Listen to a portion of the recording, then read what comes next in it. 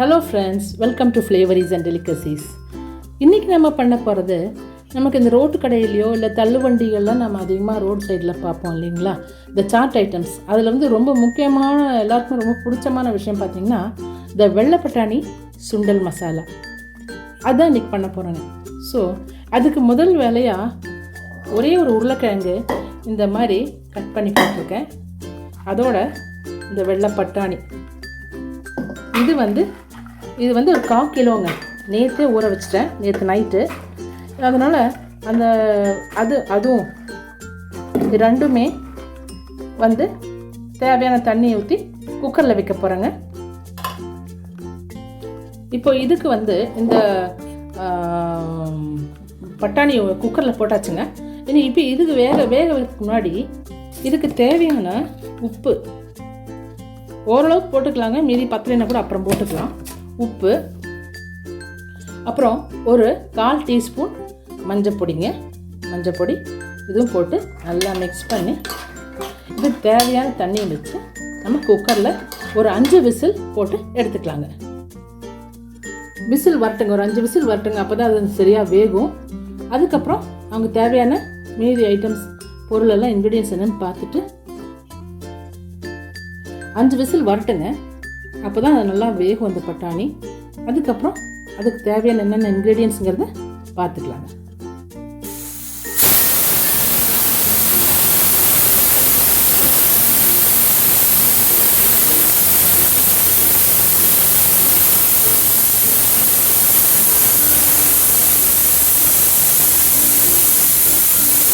இப்போ வந்து பட்டாணியும் உருளைக்கிழங்கும் நம்ம வந்து வேக போட்டிருந்தோங்க. அது 5 விசில் ஆச்சு, எடுத்து வச்சாச்சுங்க. நல்லா மசிஞ்சாச்சுங்க. பட்டாணியுமே நல்லா மசிஞ்சிருக்கு. இப்போ வந்து இது வந்து எடுத்து வச்சிடலாம். இப்போ அரைக்கிறதுக்கு, மசாலா அரைக்கிறதுக்கான ஒரு சில பொருள் பார்த்திங்கன்னா, ஒரு வெங்காயம், ஒரு தக்காளி, 4 பச்சை மிளகாய், புதினா, கொத்தமல்லி, இது 4ங்க. அப்புறம் 1 ஸ்பூன் இஞ்சி பூண்டு. நாம் வந்து இஞ்சி பூண்டு தனியாகவும் போடலாம், இல்லை பேஸ்ட்டாகவும் போட்டுக்கலாங்க. ஜஸ்ட் ஒரு டீஸ்பூன் இஞ்சி பூண்டு போதுங்க, அவ்வளோதான். இதெல்லாம் சேர்த்து நம்ம வந்து அரைச்சி எடுத்துகிட்டு வந்துடலாங்க. இப்போ வந்து மிக்சியில் போட்டாச்சுங்க. வெங்காயம், கொத்தமல்லி, புதினா, பச்சை மிளகா, இஞ்சி பூண்டு விழுது, அப்புறம் தக்காளிங்க, இதெல்லாம் இப்போ அரைச்சிட்டு வந்துடலாங்க. வந்து அரைச்சிட்டு வந்தாச்சுங்க. இது வந்து ரொம்பவும் மையா அப்படி வெண்ணெய் மாதிரியெல்லாம் அரைய வேண்டாம், கொஞ்சம் நான் தருதருப்பாக இருந்தாலும் பரவாயில்ல. இப்போ வந்து இது வந்து வதக்கணுங்க. ஒரு கடாய் அடுப்பில் வச்சாச்சு. ஒரு 1 டீஸ்பூன் எண்ணெய் போட்டு வச்சுருக்குங்க. அதுக்கு எண்ணெய் சூடானது கொஞ்சம் சோம்புங்க,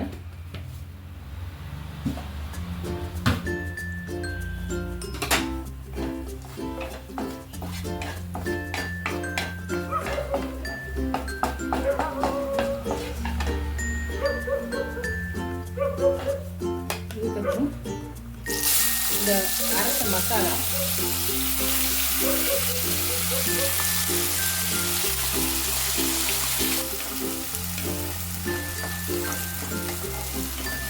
கொஞ்சம் நல்லா அந்த பச்சை வாசம் போகிற வரைக்கும் வதக்கணுங்க. எண்ணெய் லைட்டாக பிரிஞ்சு வர வரைக்கும் வதக்கிடலாம்.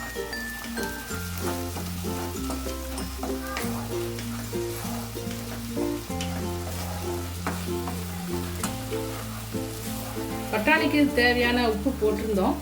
இது வந்து இந்த மசாலாக்கு கொஞ்சம் போட்டுக்கலாம். 4 பச்சை மிளகாய் போட்டிருந்தோம். ஒரு 1/2 டீஸ்பூன் மிளகா பொடி, ஒரு 1/4 டீஸ்பூன் மஞ்சள் பொடி, ஒரு 3/4 டீஸ்பூன் மல்லிப்பொடி, அப்புறம் ஒரு 1/2 டீஸ்பூன் கரம் மசாலா.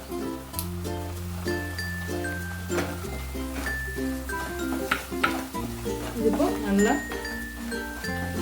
வதக்கிடலாம்.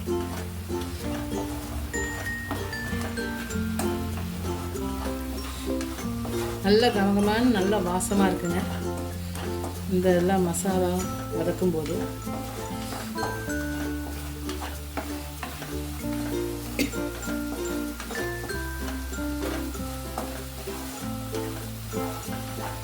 அதில் கொஞ்சம் தண்ணி ஊற்றிக்கலாங்க.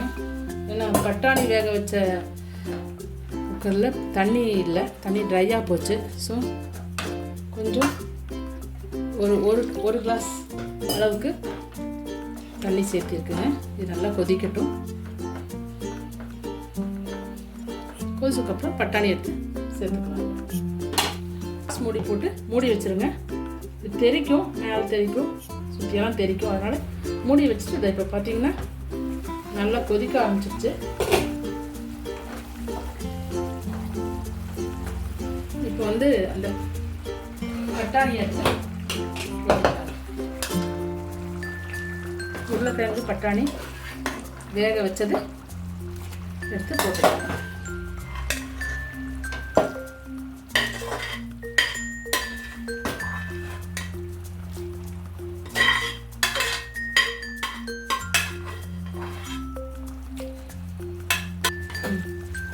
போட்டாச்சு. இது எல்லாம் சேர்ந்து இருக்கட்டும். ஆனால் இதுவுமே கொஞ்சம் தண்ணி கம்மியாக இருக்குது.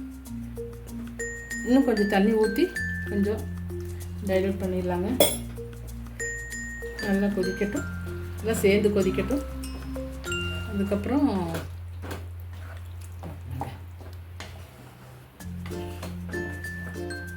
அப்படியே லிட் போட்டு மூடி இருக்குங்க, கொதிக்கட்டுங்க. அதுக்கப்புறம் சர்வ் பண்ணிடலாம்.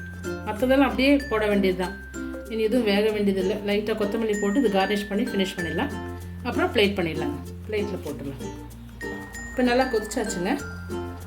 இது ஒரு அரை ஸ்பூன் சாட் மசாலாங்க.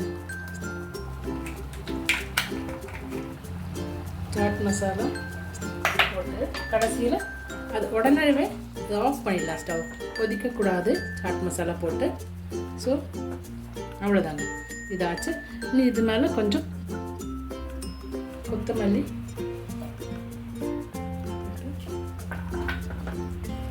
மீதி கொத்தமல்லி வந்து நம்ம வந்து பிளேட் போடும்போது அதில் வந்து கார்னிஷ் பண்ணிடலாம்.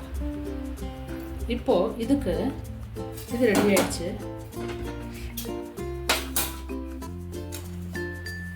இப்போ பிளேட்டில் சர்வ் பண்ணுறதுக்கு ஒரு சில விஷயம் வேணுங்க.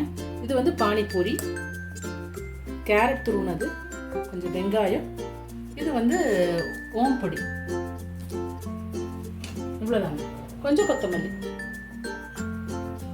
இவ்வளோதான். இப்போ வந்து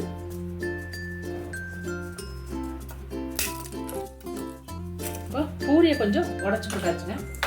இனி இந்த மசாலா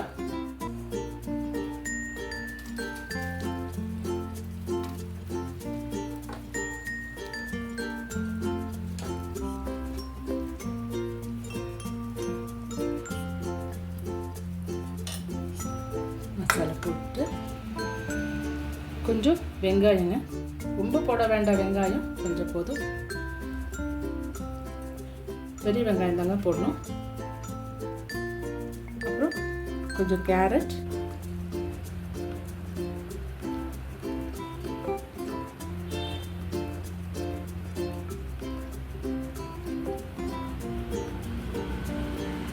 போட்டு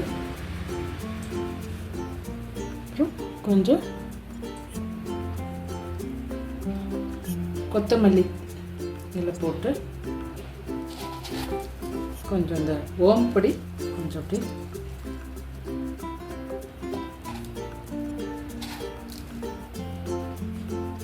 போட்டு போடுங்க. அவ்வளோதாங்க.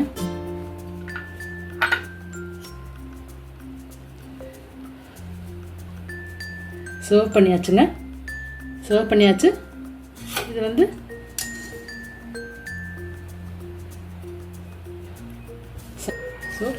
இது சர்வ் பண்ணியாச்சுங்க. இது சாட் கார்னருக்கு இல்லை இந்த தள்ளுவண்டியில் கூட இந்த மாதிரியெல்லாம் விற்கிறாங்க. ஸோ அவங்க எப்படி நமக்கு வந்து சர்வ் பண்ணி கொடுப்பாங்க அதே மாதிரி சர்வ் பண்ணியாச்சு. பார்க்கவே ரொம்ப அப்படைசிங்காக இருக்குது, சாப்பிட்ணுன்னு தோணுது. குழந்தைங்களாம் ரொம்ப விரும்பி சாப்பிடுவாங்க. நீங்கள் இதே மாதிரி செஞ்சு பாருங்கள். குடும்பத்தில் எல்லோரும் நல்லாவே சாப்பிடுவாங்க, இது ரொம்ப விரும்புவாங்க. ஸோ செஞ்சு பாருங்கள்.